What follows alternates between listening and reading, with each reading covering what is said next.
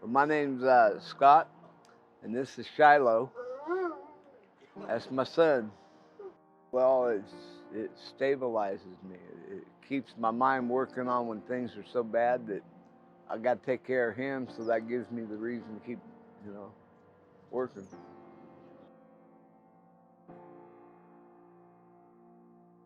And I met this lady through a job, and she had Shiloh, and so as I proceeded to walk him all the time, it got to the point when I'd leave him after his couple hours I'd hang out with him, he cried because I left him. So it just got to the point that she couldn't take care of him, and he just loved me, and so she really blessed my heart with giving me that my son, and been the best thing that ever happened to me. You know, he really keeps me rolling. So.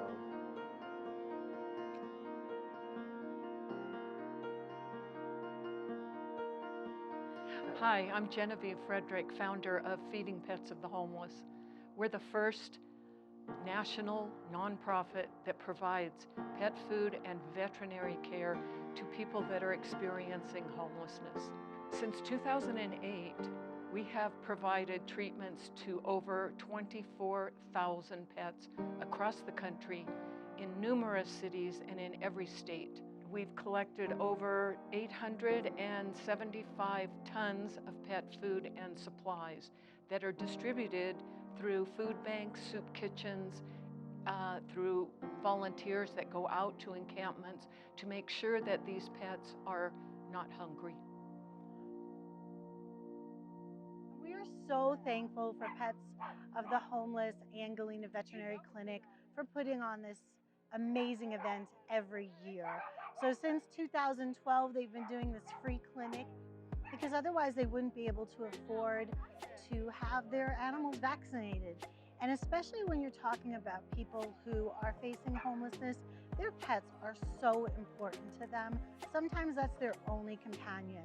We have a client who was here earlier, and she's just over the moon. Her dog is the most important thing to her, and she was so thankful to have this event so she can have her dog looked at and vaccinated.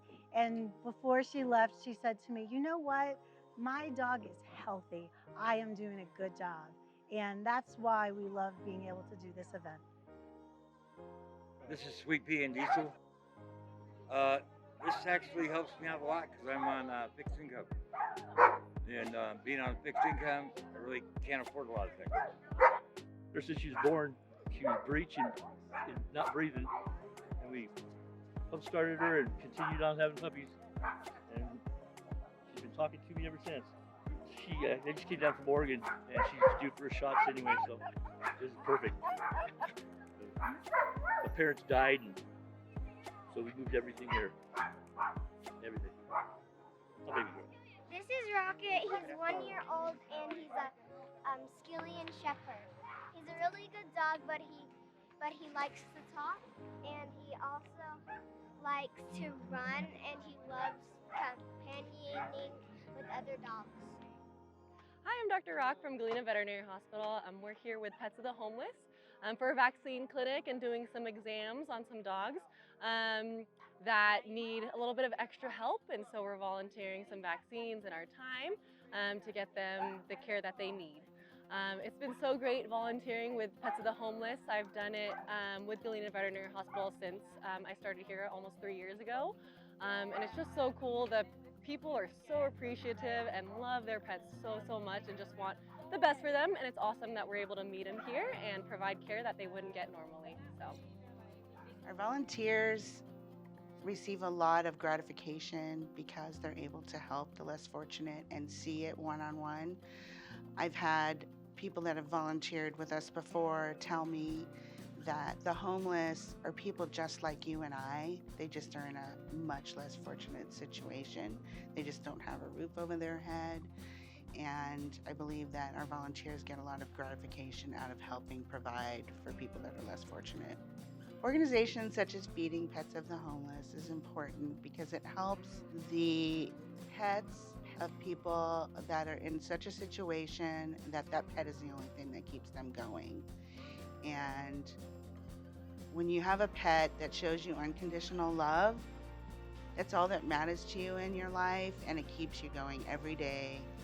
So with what we do, it helps because we're able to collect pet food and provide emergency veterinary care assistance that homeless wouldn't otherwise have access to.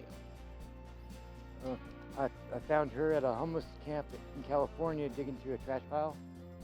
And it took me 2 days to find the owners. I finally found the owners, gave them back to them. They seen how sad she was that I was leaving. So they asked if I would keep her. Oh, everything. She means everything to me. Love her. Yeah. Best friend I'll ever have. Come on, Lola. Come on.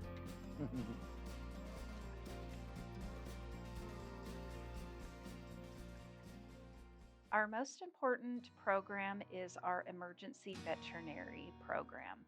We offer emergency veterinary care to those experiencing homelessness. So people can come in and get the emergency help that they need, whether it is an illness or an emergency situation where the pet needs to be seen as soon as possible.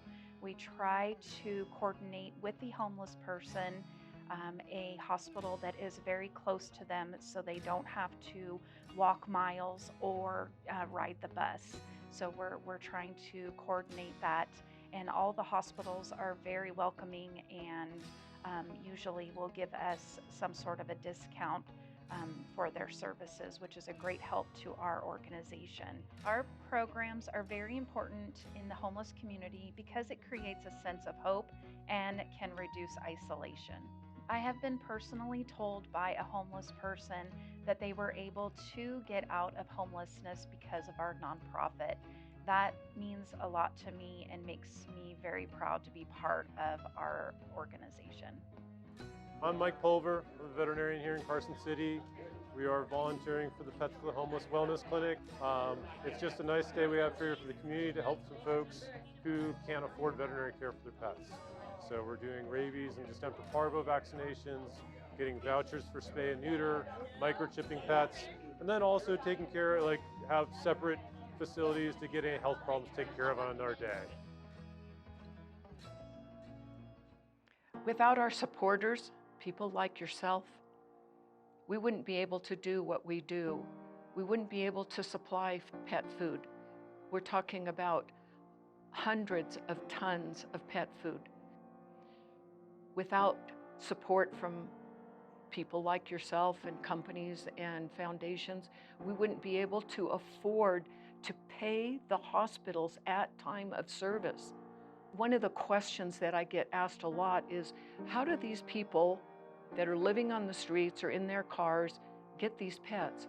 And my answer is always, most of these people are going into homelessness with their family pet, with their children, with their spouse, with their partner, but that pet is a part of that family. Maybe it's just that person and that pet, but they go into homelessness with that. Sometimes these pets are strays on the streets and they walk up to a homeless person, and that homeless person has become uninvisible. That pet has taken that step, and they understand that that person needs them as much as they need that person. So they start that bond on the streets. We hear it all the time. We've heard of cases where that dog has saved that person's life. It has turned that person's life around so that they want to be there for that animal. They feel that responsibility. They may have been given up by everyone else in their family, but now they feel that bond with that animal that is so important because they're with them 24/7. Our mission every day is to provide enough pet food and veterinary care so that these pets aren't hungry or they're in pain. To me, That means everything.